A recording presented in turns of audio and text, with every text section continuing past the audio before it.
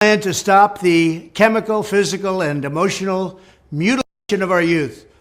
On day one, I will revoke Joe Biden's cruel policies on so-called gender-affirming care. Ridiculous. A process that includes giving kids puberty blockers, mutating their physical appearance, and ultimately performing surgery on minor children.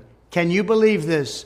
I will sign a new executive order instructing every federal agency to cease all programs that promote the concept of sex and gender transition at any age. I will then ask Congress to permanently stop federal taxpayer dollars from being used to promote or pay for these procedures and pass a law prohibiting child sexual mutilation in all 50 states. It'll go very quickly.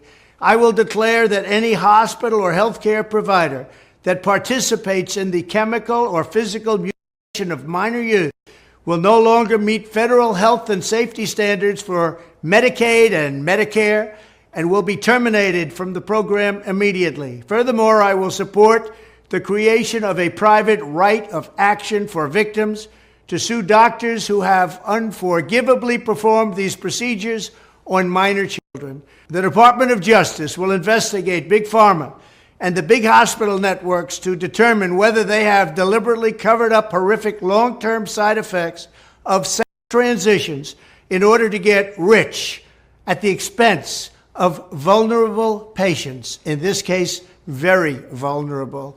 We will also investigate whether Big Pharma or others have illegally marketed hormones and puberty blockers which are in no way licensed or approved for this use.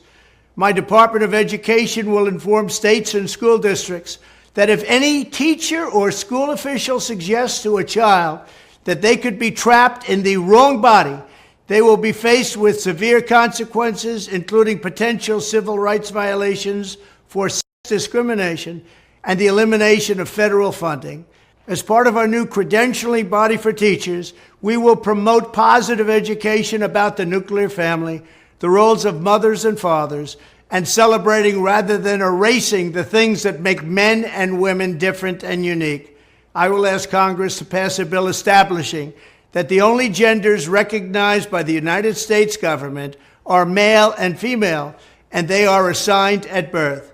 The bill will also make clear that Title IX prohibits men from participating in women's sports, and we will protect the rights of parents from being forced to allow their minor child to assume a gender which is new and an identity without the parents' consent.